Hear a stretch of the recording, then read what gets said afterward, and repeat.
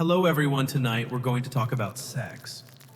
Not the kind you imagine with velvet curtains and flickering candles. Not a scene from some medieval fantasy where desire burns under moonlight. But the kind that happens when your family, your chickens, and the smell of pickled herring are all sharing the same room. You probably won't survive this, so before you get comfortable, take a moment to like the video and subscribe, but only if you really like what I'm doing here. Drop your location and local time in the comments. I'd love to know where you're listening from.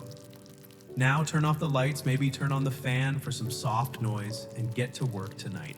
You're lying on a straw-stuffed mattress, if you're lucky. More likely you're curled up on a pallet beside your siblings. One is chewing on something in his sleep. A pot of leftover turnip stew simmers quietly by the hearth. And someone, probably your uncle, is snoring like a broken bellows. And yet somehow, this is the moment. Tonight is the night. You reach for your partner inches away, barely separated by a frayed blanket. You try to move without waking the baby or stepping on the dog. You whisper not because it's romantic, but because if you're too loud, your grandmother might smack you with a slipper. This was the reality for most people in the Middle Ages. Not castles, not silk sheets, just company. Privacy was a luxury far rarer than spices or soap. Most households shared one large space, parents, children, servants, livestock, everyone. Even sex was a communal experience, though no one ever talked about it like that. In fact, in many towns, it was considered normal to sleep 5 or 6 people to a bed. Not because anyone wanted to, but because winter in a house with no insulation can turn your blood to icicles. Body heat was survival, and sex had to fit into that. Somehow, imagine having to coordinate your most vulnerable, intimate moments like a heist. Wait for the baby to fall asleep. Check if the neighbors are at market. Pray the mattress doesn't creak too loud. And if you're a newlywed, even worse. Because everyone is expecting you to perform and maybe even listening in. There are medieval records of wedding nights being publicly confirmed by blood-stained bed sheets held aloft like trophies. Yes, really. You might think, well, nobles had it better. Yes and no.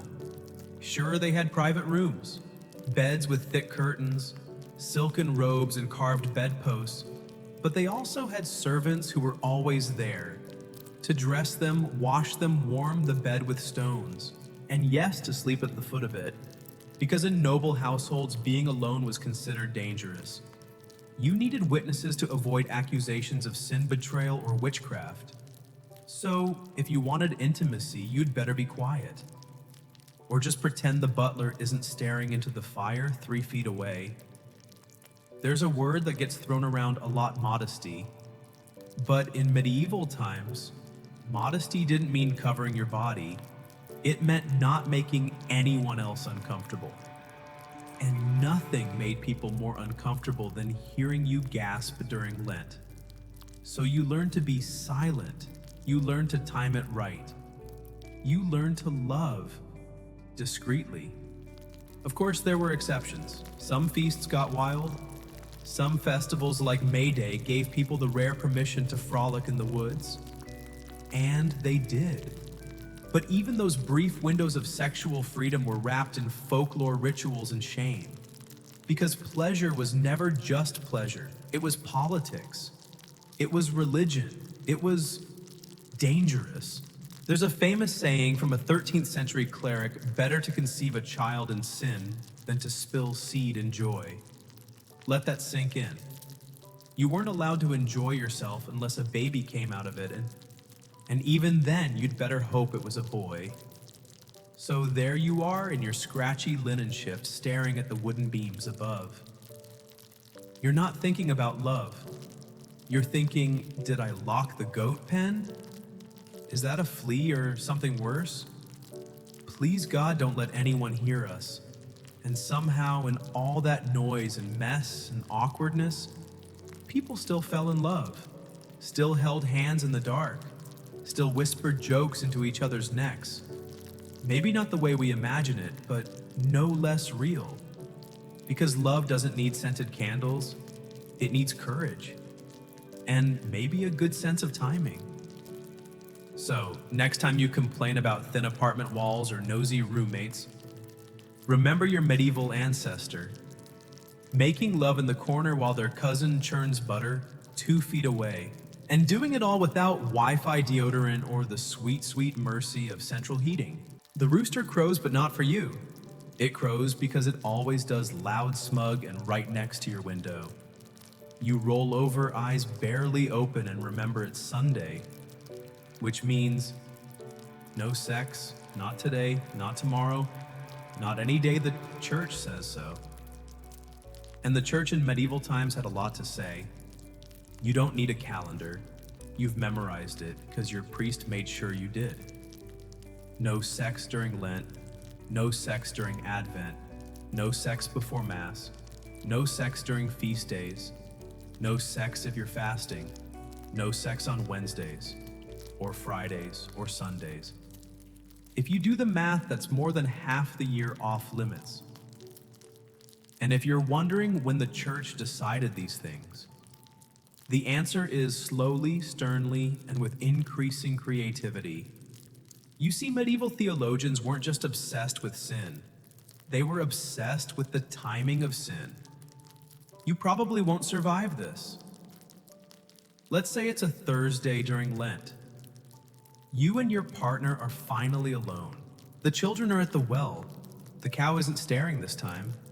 You lean in. A hand touches a cheek, and then it hits you. A sermon you half slept through last week. Thursdays after Ash Wednesday are spiritually delicate. To engage in carnal delight is to insult Christ's 40 days in the desert. You sigh. The moment dies. Back to boiling beets. These prohibitions weren't just about piety, they were about control. The church couldn't be in your bedroom, so it expanded its authority into your bedroom. It trained confessors to ask about everything. Not just whether you committed adultery, but whether you touched your spouse too eagerly, whether you enjoyed it too much, whether you did it.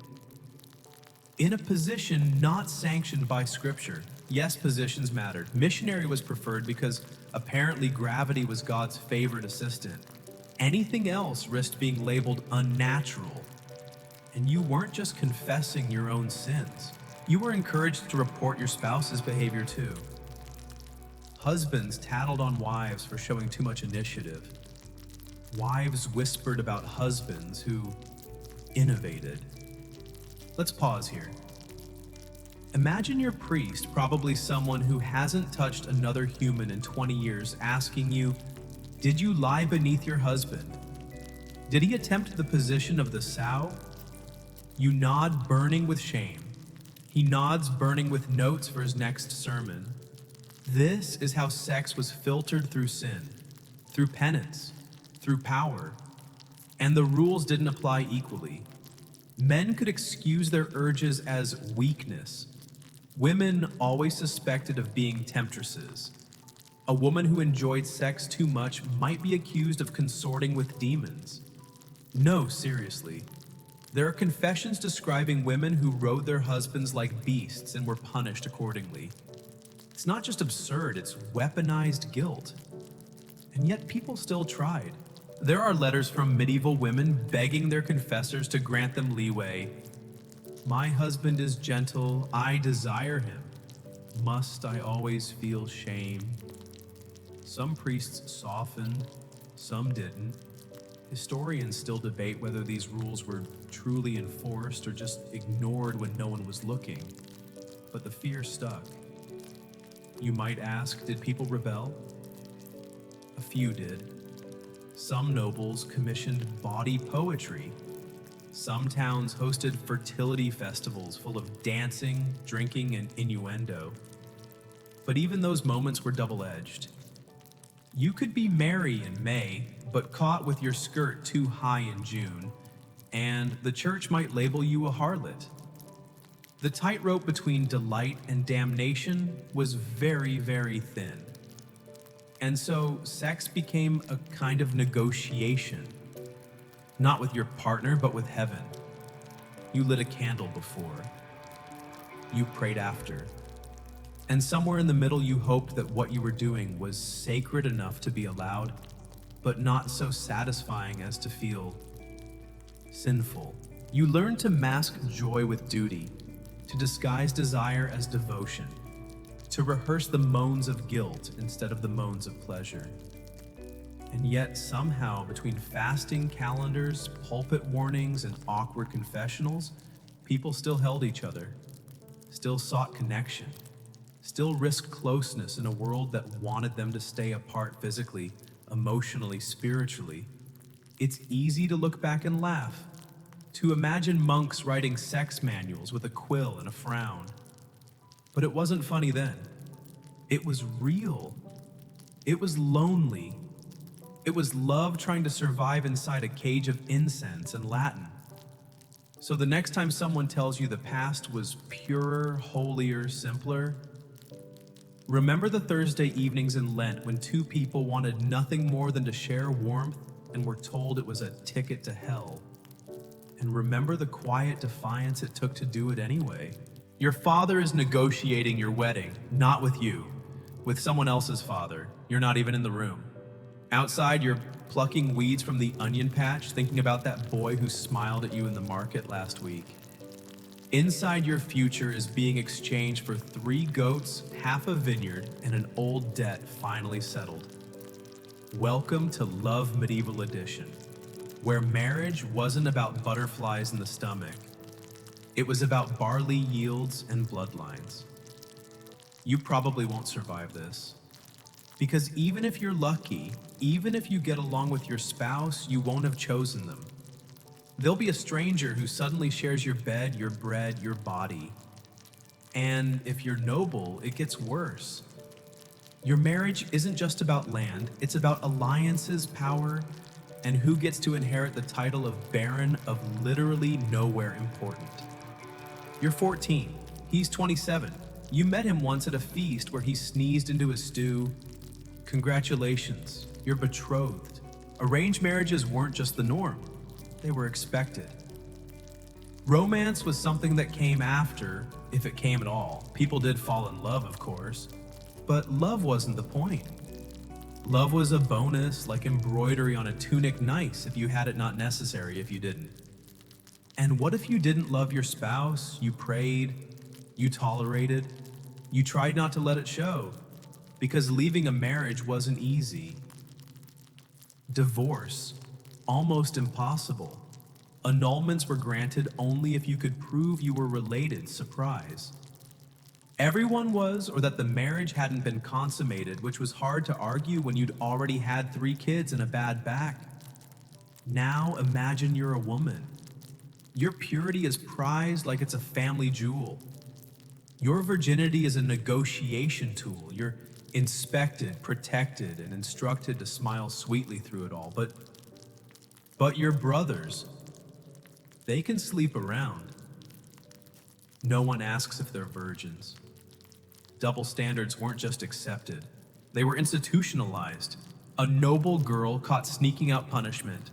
A noble boy caught sneaking out. A knowing wink, and maybe a boys will be boys. And it wasn't just the nobility. In village life, poor families still brokered marriages, often to combine fields or forge peace between feuding neighbors. Love was inconvenient. It disrupted the economy of family ties. Even weddings, which we now think of as romantic affairs, were business deals with a party tacked on. Guests came not to witness your love, but to size up the land your children would inherit. You might have heard of the bedding ceremony. It was real. Sometimes the newlyweds were escorted to their bedchamber by friends and family, And no, they didn't always leave the room right away. Some would watch to ensure consummation. Others would at least wait for sounds. There were jokes, songs, even ceremonial tossing of stockings. And if blood wasn't spotted on the sheets, the next day, whispers, suspicion. Honor called into question. No pressure. Historians still debate whether these customs were widespread or exaggerated by later writers, but enough records exist to suggest it wasn't rare. And in any case, the expectation was real. There's something heartbreaking about it. This idea that your body is proof of a contract, that your value is pinned to a single night you didn't choose. And yet somehow some couples made it work. They found humor, shared glances at the table, raised their children with kindness, grew old side by side, like moss growing on opposite ends of the same stone, slowly turning toward each other. Because humans, despite the rules we invent, keep trying to connect. And that's what makes it even more tragic, how hard it was to just love someone, to say it out loud, to kiss without calculating, to marry because your heart said yes. That's why so many medieval love stories are about longing, about people who can't be together, who write poems across battlements, who die for a single touch. Because in real life, marriage was duty. But love had to hide in the shadows. So tonight, as you lie in your modern bed, think of her, that girl who never got to say no, never got to say yes either. She deserved better. And so did he.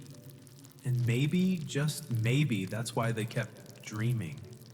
Even when the church, the crown, and their own parents said, this is how it must be.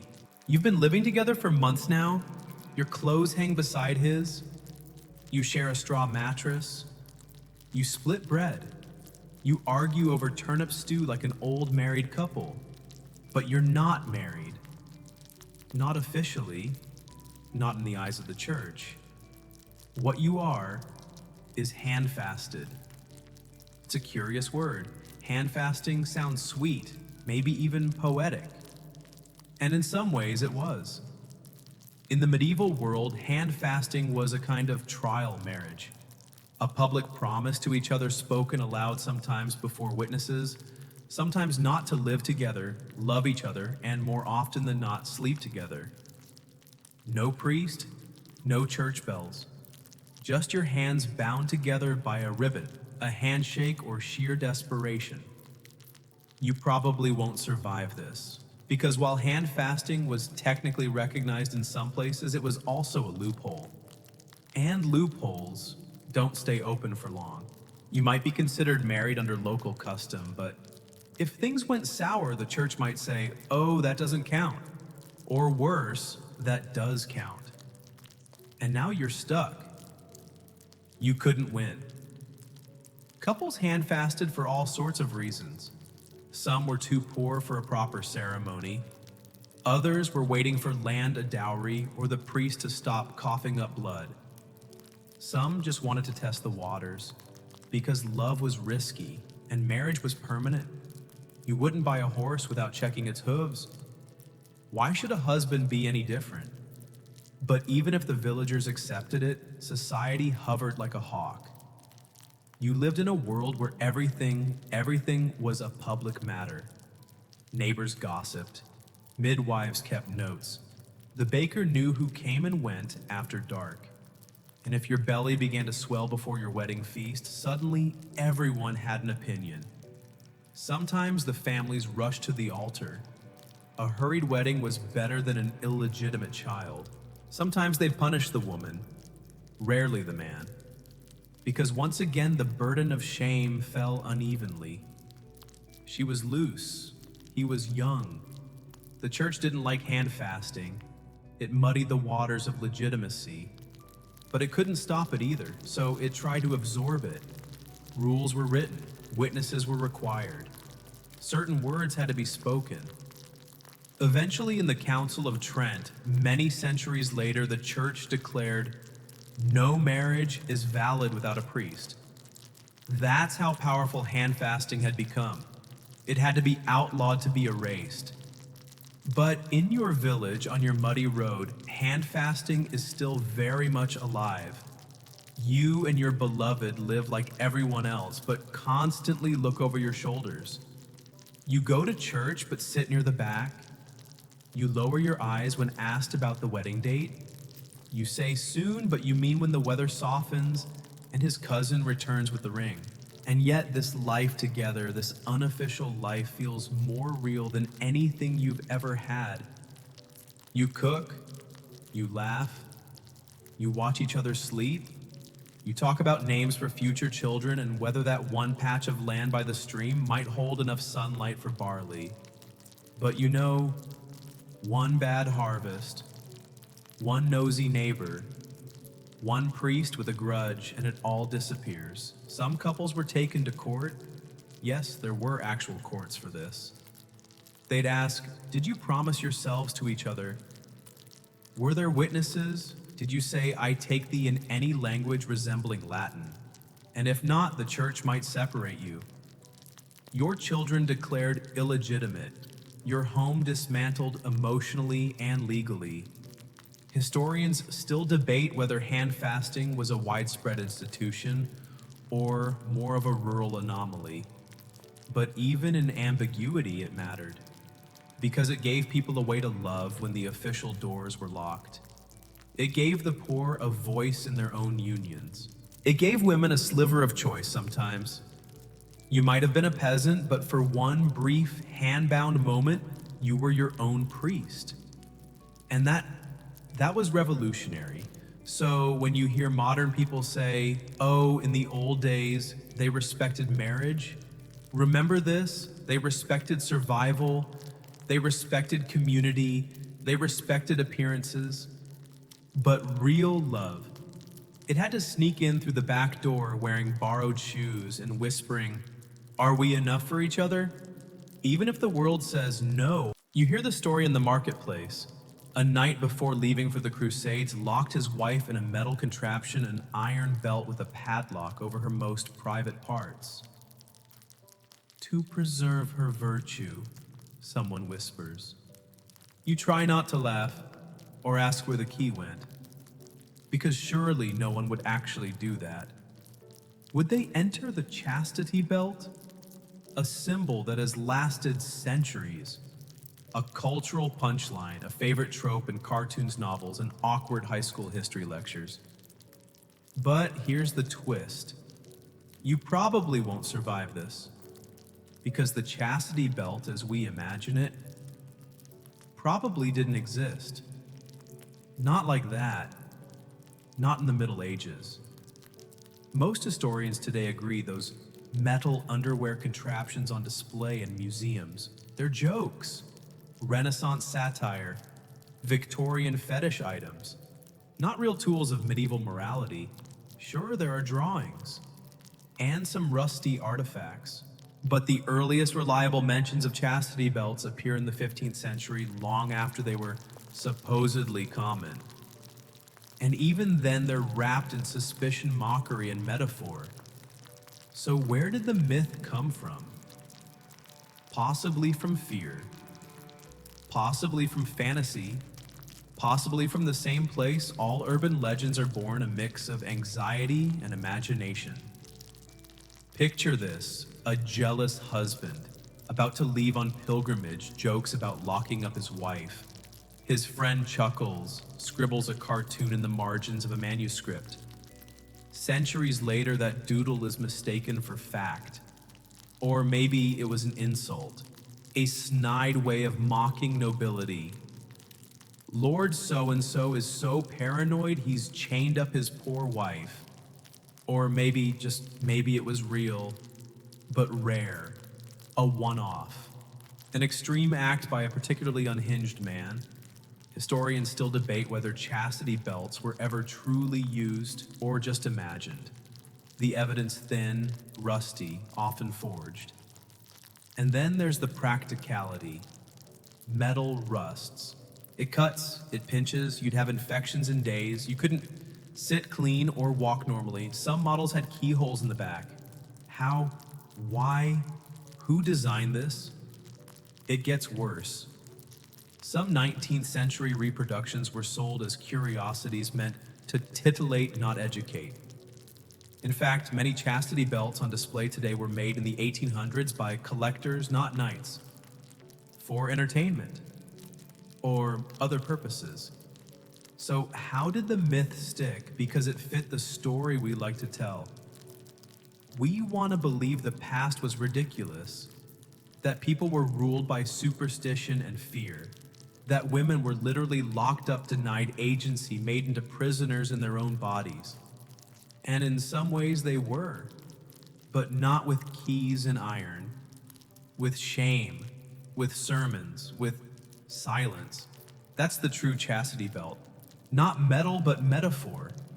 A wife didn't need a lock. She had a priest, a father, a society that measured her worth by her purity and her willingness to suffer quietly. The belt was internal, worn beneath the skin. Still, the image persists. In modern movies, a chastity belt is a joke, a punchline, a cartoonish exaggeration of repression. But if you look closely, there's something darker underneath. A fear of female desire, a need to control, an anxiety that left unattended women might choose for themselves. And that's what the belt really represents. Not sex, but control. It's easier to laugh at an iron thong than to reckon with centuries of rules that told women, your body is not yours, your pleasure is irrelevant, your fidelity is your value.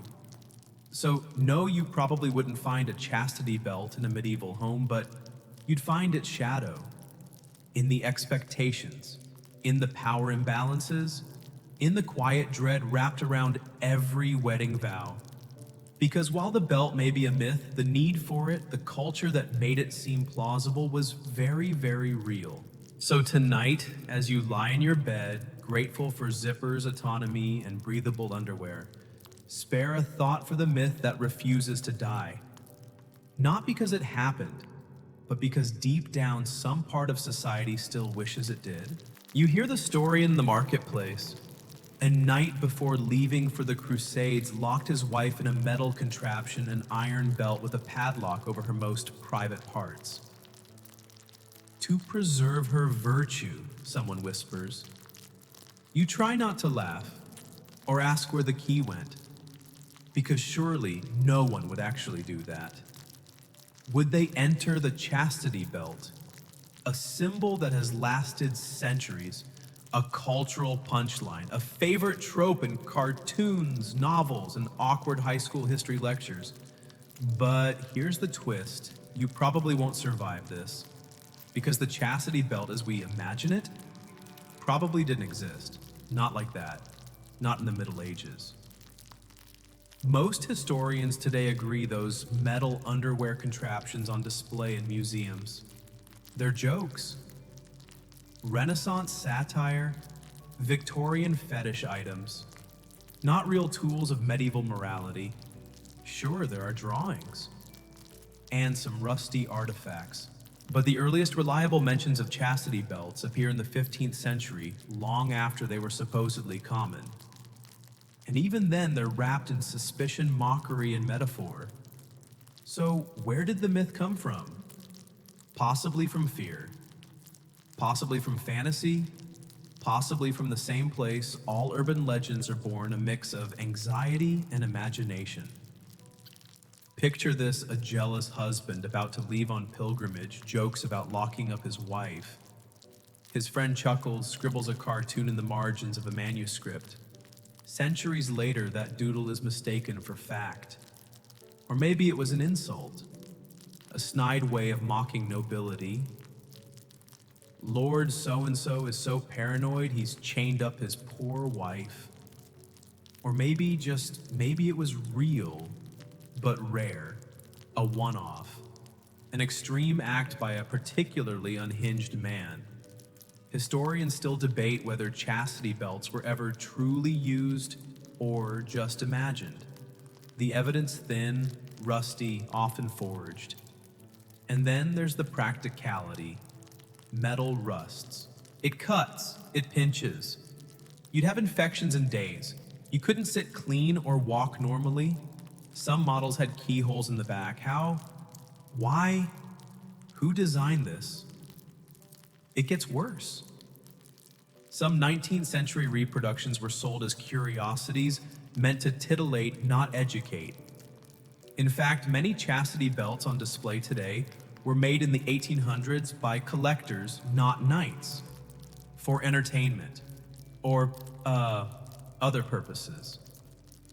So how did the myth stick? Because it fit the story we like to tell. We want to believe the past was ridiculous, that people were ruled by superstition and fear, that women were literally locked up, denied agency, made into prisoners in their own bodies. And in some ways they were, but not with keys and iron, with shame, with sermons, with silence. That's the true chastity belt, not metal, but metaphor.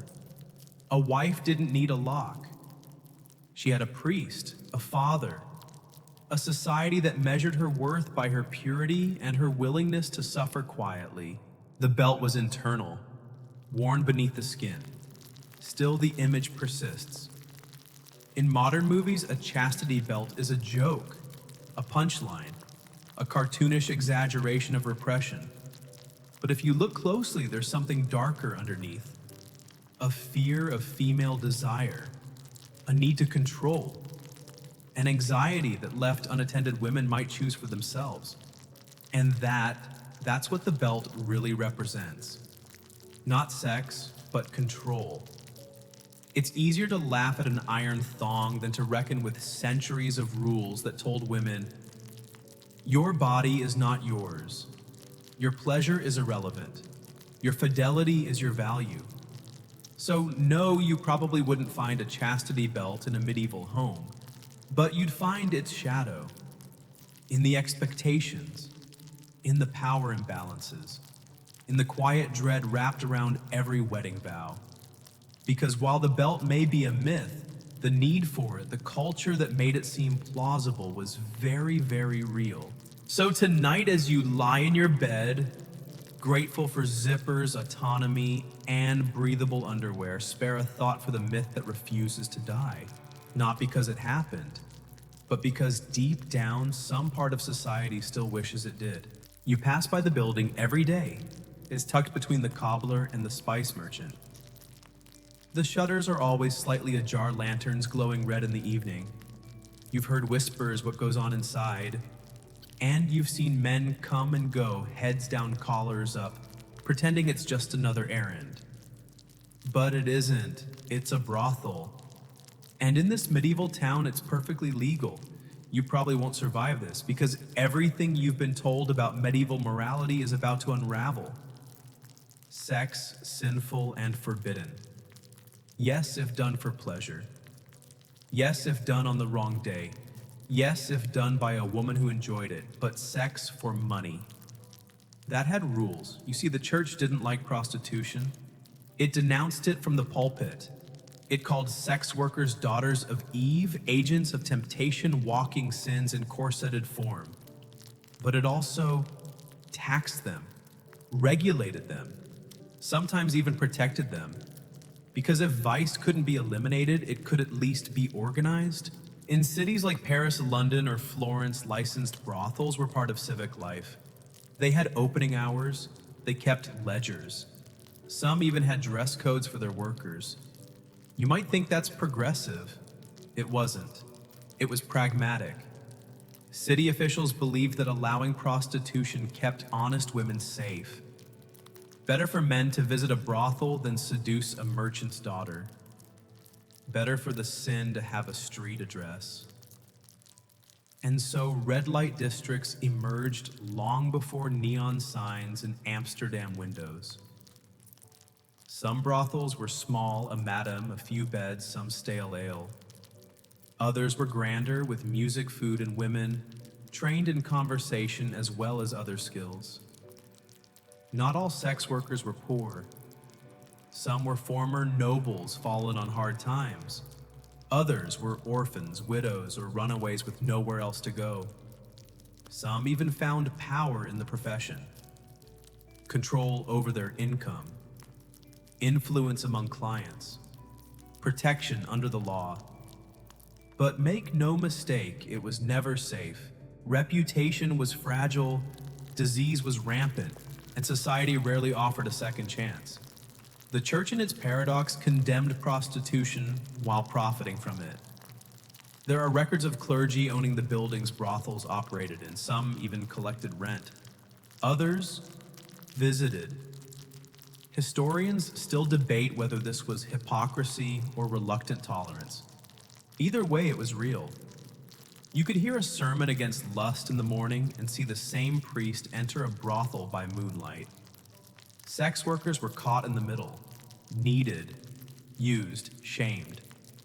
There are medieval manuals advising women how to cleanse their soul after a night's work. There are prayers written by priests for fallen women to recite daily. But where was the prayer for the man who paid? Where was his walk of penance? He often walked away with lighter pockets and no stain on his soul. She carried both. And yet, some clients formed relationships with the women. Some sex workers were kept as mistresses. Others ran away with men who fell in love. Romance bloomed in the unlikeliest corners because people are messier than laws. So what happened when a brothel worker got pregnant? It depended. Some brothels had midwives on staff.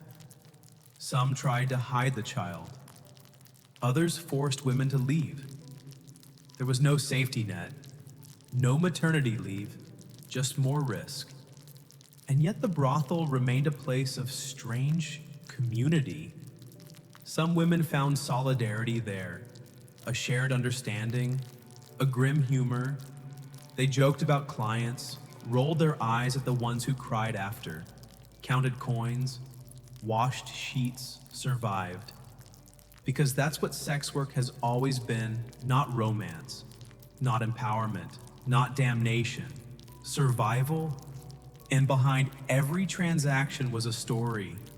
A woman who lost her husband, a girl sold by her family, a mother feeding her children one coin at a time. Tonight, in your quiet room with your scented sheets and locks on the door, imagine living in a time where your body was your only currency, where the law gave you a job but not dignity, where the church called you sinful but still collected the rent, where you wore a red dress not for flair but because the law required it so everyone could see what you were and judge accordingly. You haven't bathed in 3 weeks. Not because you don't want to, but because there's no hot water, no soap, and no good reason to stand naked in a cold wooden tub when it's snowing outside. Besides, people say too much bathing weakens the body. Your lover doesn't smell like rosewater. He smells like turnips, leather, and anxiety. And you, well, your breath could peel paint. Welcome to love medieval style. Raw, rank, remarkably resilient. You probably won't survive this. Because you've grown used to daily showers, minty toothpaste, lavender-scented detergent. They had mint leaves at best, charcoal, vinegar, occasionally urine. Yes, some medieval folk washed their mouths with aged urine. Don't think too hard about it. Let's talk bathing. You might imagine medieval people were filthy all the time, but that's not entirely true. Bathhouses did exist, especially in cities. Public ones with hot water, steam, and sometimes extracurricular activities. But most peasants couldn't afford them, or lived too far, or simply didn't see the point. Water was often dirty. Heated water took time, firewood, and effort. So bathing became a luxury, not a routine. Instead, they washed the important bits: face, hands, feet. Sometimes armpits, rarely the whole body. Perfume, mostly for the wealthy. The poor used herbs, sage, lavender, rosemary to mask the worst. But when everyone stinks, no one really notices. Romance therefore required a strong stomach, or no sense of smell. Now about the teeth. No toothbrush, no floss. But not as bad as you think. People chewed on twigs, rubbed ashes or salt on their teeth. Some even used cloth dipped in wine to rinse their mouths. Mint leaves were a favorite both for flavor and flirtation. Still, toothaches were common. Rot was slow but inevitable. Kissing someone meant risking a splinter, a cavity, or a surprise whistle. And yet they still kissed. Because intimacy was more than scent, it was proximity. It was familiar breath. It was skin warm even through the stench. You leaned in. You learned to love the smell of hay in someone's hair, the sourness of sweat after a long day in the fields, the way clothes held body heat long after the fire had died. Historians still debate whether medieval people perceived bad smells the same way we do. Some believe they were more tolerant. Others argue that they simply lacked options. But personal hygiene did exist. It just looked different. Wealthy people had combs, mirrors, bath oils. They built private baths tiled and perfumed. They believed in opening the pores, though not too often, lest evil vapors enter. Doctors advised moderation. Bathe too much, and you risk weakening your blood. Bathe too little, and the humors become unbalanced. Medicine, like hygiene, was based on trial, error, and prayer. And still people prepared for love. They scrubbed, they plucked, they shaved. Yes, shaved. Not everywhere, but some places. With razors so dull they might as well be butter knives. Ouch. They wore clean linens if they had them. They burned incense. They chewed fennel or cloves. They even dyed their hair or wore wigs. Beauty mattered, just not the way it does now. To have a full set of teeth was rare. To be plump meant you had enough food. To be pale, a sign you weren't laboring in the sun. Standards shifted like seasons, and somehow through Leicester and gingivitis, people still longed for each other. They wrote love songs, composed ballads, picked wildflowers, left rosemary on windowsills to say I was thinking of you. You might be covered in mud. You might stink of sheep, but if someone tucked a bloom into your belt, you knew. You were wanted not for your scent, but for your presence. So tonight, as you brush your teeth with fluoride paste and climb into freshly laundered sheets, remember your medieval counterpart, who stripped down in the dark, splashed cold water over their chest, and hoped that love could bloom in spite of the smell. Because love didn't need to be clean, it just needed to be real. You're sitting on a wooden stool in your aunt's kitchen. She's chopping parsley, her knife fast and practiced. Without looking up, she says it. If you don't want a baby, boil these with wine and drink it before the next full moon. You blink. She adds, oh, and jump up and down after just in case. Welcome to medieval contraception. Equal parts herbology, folklore, and frantic improvisation. You probably won't survive this. Because in your world, you have choices. Pills, condoms, clinics. In this world, you have parsley, or pennyroyal, or dried beaver testicles worn around the neck like a charm. Yes, really. People have always tried to separate sex from reproduction. But in the Middle Ages, the methods were less science, more superstition. Still, they tried. Some women brewed teas from emmenagogues, plants believed to stimulate menstruation. Others used pessaries, made of wool soaked in vinegar or oil. Some tied weasel bones around their thighs, or inserted amulets made from hawthorn or jetstone, and of course, there was the age-old method.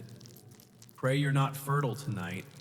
Withdrawal existed, though rarely recommended. Not because it didn't work, but because spilling seed without making a baby was considered a sin. Pleasure without purpose. Dangerous territory. The church had strong opinions about contraception. All of them negative. Sex was for procreation. Period. If you weren't trying to conceive, you were misusing God's design.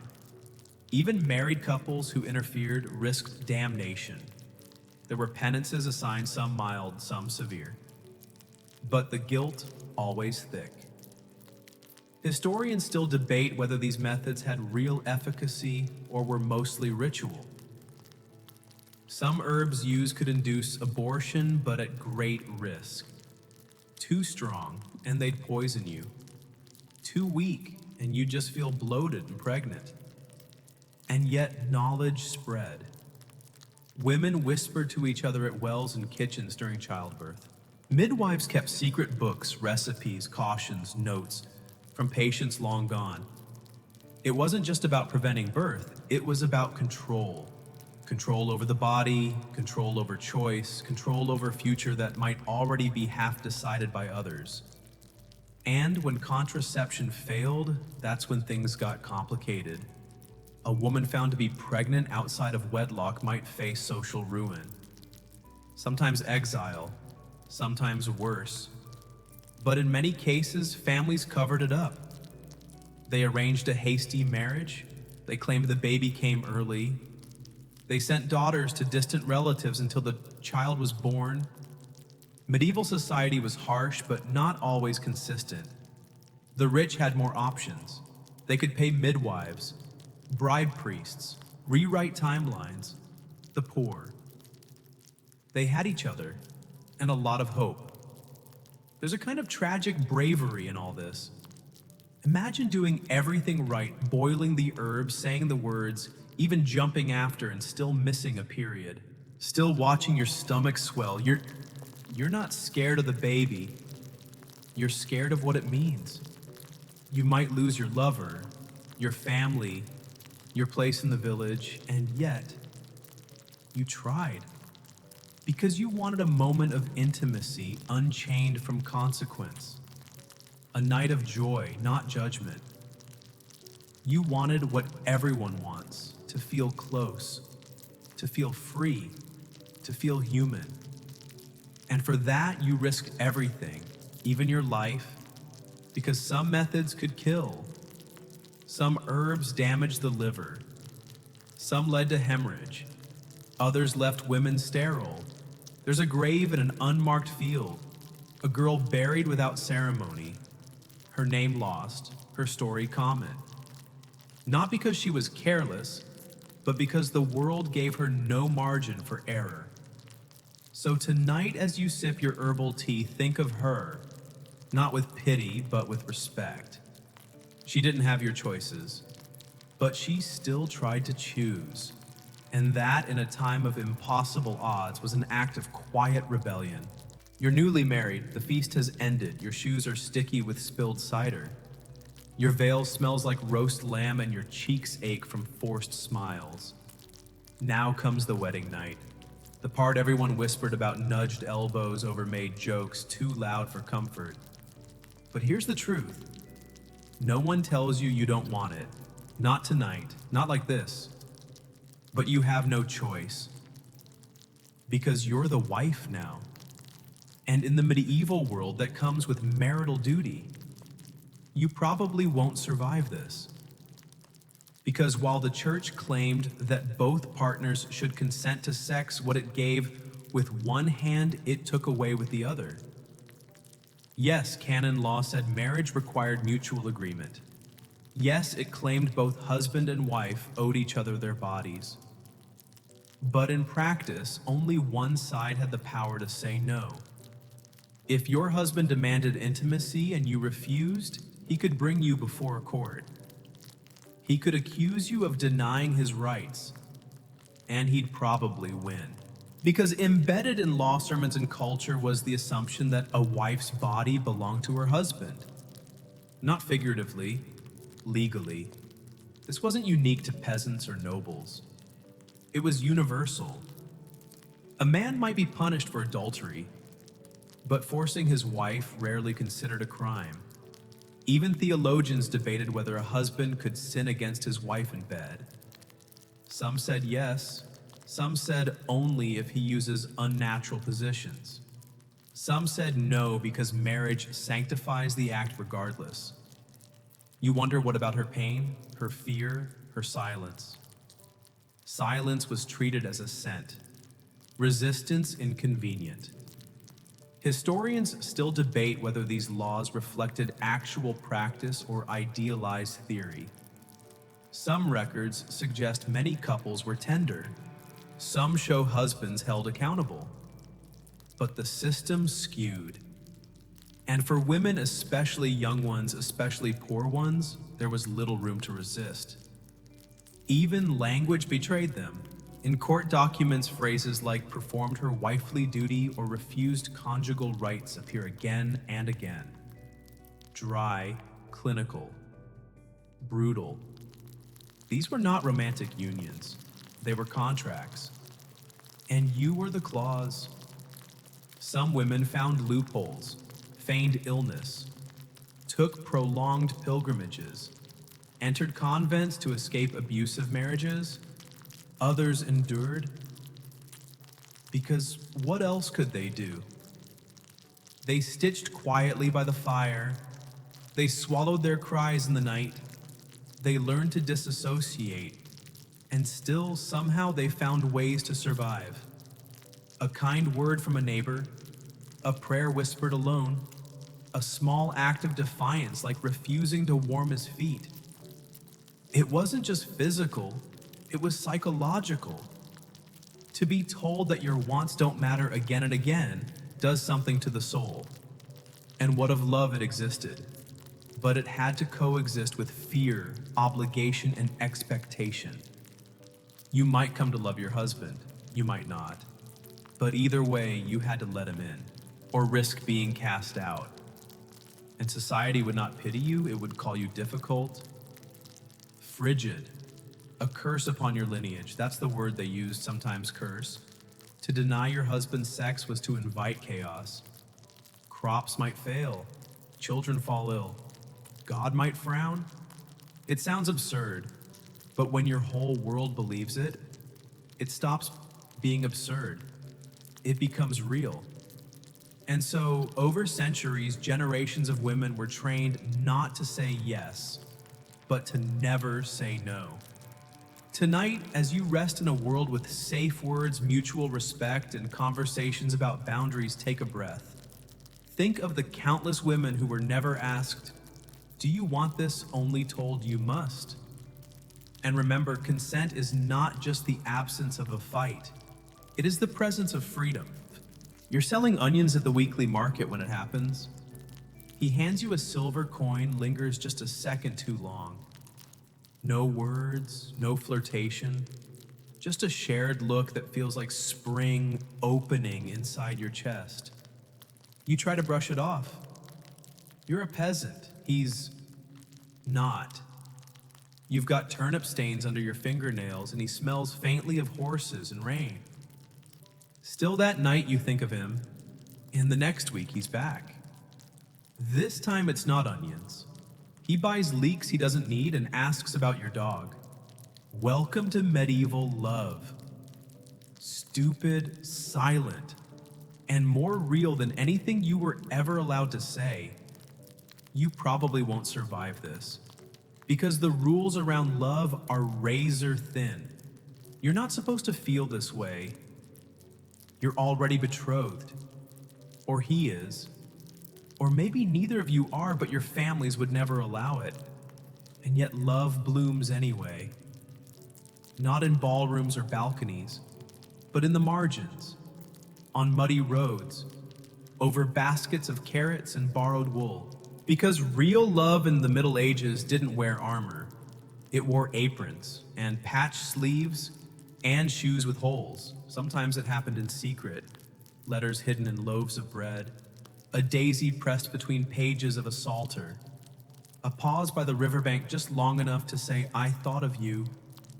Other times it exploded, elopements, affairs, songs sung too loudly, shame that clung like wet linen. But more often it was quiet, steady, unremarkable except to the two hearts involved. You'd think in a world ruled by arranged marriages there'd be no room for love. But you'd be wrong. Love made itself small. It lived in glances, in shared chores, in helping someone carry firewood when no one was looking. Sometimes it was between spouses who'd grown into each other like ivy on stone. Other times it was the ache of never getting the chance. And yes, sometimes it defied every rule. A shepherd and a noblewoman, a widow and a knight, two women raising chickens together on the edge of town. The records rarely mention them, but they existed. Historians still debate whether romantic love was valued in the Middle Ages or considered a dangerous distraction. There are courtly love poems, yes, but also warnings and sermons about the sin of desire. Too much affection, they said, led to obsession, to ruin, to witchcraft. Love, like everything else, had to follow the rules. The right kind was dutiful, marital, productive. But people broke rules. Of course they did. There's a document from 14th century Italy, two villagers fined for kissing behind the mill. The note ends with, they claimed it was only for warmth. Sure, there are love letters preserved in peat bogs and folk songs that speak of eyes like stolen bread, too good, too dangerous, too soft to last. And yet they tried.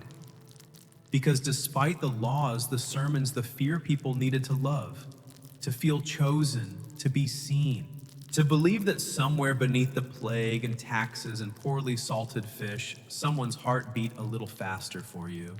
And love didn't care about your breath, your status, your linen. It just asked, do you see me? And when someone did, that was everything. So tonight in your warm bed with your soft sheets and soft heart, think of the girl who picked daisies alone just in case he passed by, or the boy who sang the same tune 3 nights in a row hoping she might hear it across the field. They didn't have apps, or love languages, or matching pajamas, but they had hope. And that in a time that gave them so little was a miracle. You're standing on a shipwreck, not literally, but it feels like it. Your life as you knew it, your marriage, your role, your status, your plans has crumbled. Maybe you loved someone who couldn't love you back. Maybe the rules caught up to you. Maybe the weight of expectations finally split the mast. You feel lost, ashamed, unworthy. And then somehow you hear the story of Zeno. He was a wealthy merchant, owned ship's cargo, all the trappings of a successful life, until one day a storm took it all. Everything gone. He washed ashore with nothing. No fortune, no direction, just a body and breath. But that loss, that violent undoing, was the beginning of something else. He stumbled into a library. He heard a man speak of virtue, reason, and control. And from that emptiness, he built Stoicism. He later said, I made a prosperous voyage when I suffered shipwreck. You probably won't survive this, because the medieval world doesn't care about your heartbreak. You still have chores. You still owe taxes. The cows still need milking, but inside you're sinking, and there's no one to tell you how to float. That's where the Stoics come in. They didn't promise peace, they promised clarity. They said pain is inevitable, loss is normal. But your response, that's where your freedom lives. In a world where women were owned, where love was locked behind contracts, where sex was weighed against salvation, what did it mean to live with virtue? It meant this: to love without expectation, to grieve without drowning, to find dignity even when the world denied it to you. The Stoics believed in fate, yes, but not as a curse, as a map. You might not choose the terrain, but you can choose how to walk it. And if you stumble, if the man you love marries someone else, if your family disowns you, if your child is born into gossip and whispers, you breathe. You weep maybe, but you do not beg the world to be different. You say, "This is what is." Now, how will I move forward? Historians still debate whether Stoicism was ever truly practiced by the masses or just a philosophy of the elite. But its truths are stubborn. They outlast plagues, wars, and regimes, and they belong to you too. Because even in a mud-soaked village with no books, you can live with courage. You can choose not to retaliate. You can forgive someone who never apologized. You can love someone who leaves and keep your dignity when they do. That's Stoicism. Not coldness, not detachment, but alignment. With nature, with truth, with what is. In the medieval world, virtue was rarely rewarded. You could live nobly and still die nameless. You could be kind and still be punished. You could love gently and still be alone. But the Stoics would say that's not the point. You don't live well to be rewarded. You live well because it's right. Zeno lost everything, and from that loss built a way of seeing the world that endures hundreds of years later, whispered now into your ears as you lie here thinking about all the love loss and longing that came before you. So tonight, if you feel like your story is too strange, too broken, too quiet to matter, remember, there were others. A girl in a tower with a secret. A boy on a battlefield writing poetry.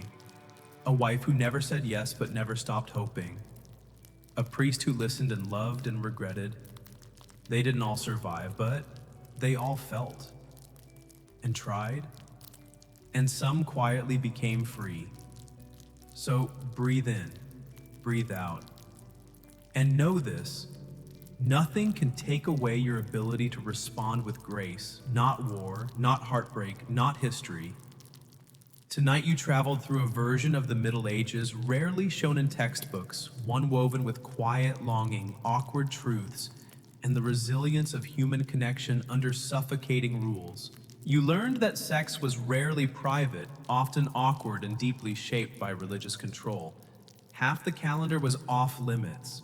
Desire had to whisper or be buried. Even love had rules. Marriages were business deals, often cold, sometimes cruel. Yet in the cracks between obligations, people still found ways to love through glances in markets, secret letters, hand-fasting rituals, and unlikely companionships. You explored the lives of those rarely remembered. Women who endured intimacy without consent. Men who loved other men in silence. Sex workers taxed and tolerated, but never truly safe. You discovered that hygiene was rare, breath was potent, but affection endured anyway. And you marveled at the lengths people went to avoid pregnancy with herbs, prayers, and hope, risking health for a single night of control. In each story, one truth pulsed quietly: humans ache to be seen, to touch, to matter. Even when society says no. Even when history forgets their names. And finally, you met Zeno, shipwrecked, stripped of wealth, but reborn in clarity, a Stoic. He reminds you that suffering isn't failure, that you can lose everything and still gain yourself. The Middle Ages were muddy, unequal, and brutal, but they were also full of people just like you, navigating desire, duty, and dreams in a world that gave them very little freedom. And yet, they found ways to live with meaning. So, as you drift towards sleep tonight, remember, you don't need perfect circumstances to live with virtue. You just need to begin, even quietly, even now. End of script. Good night.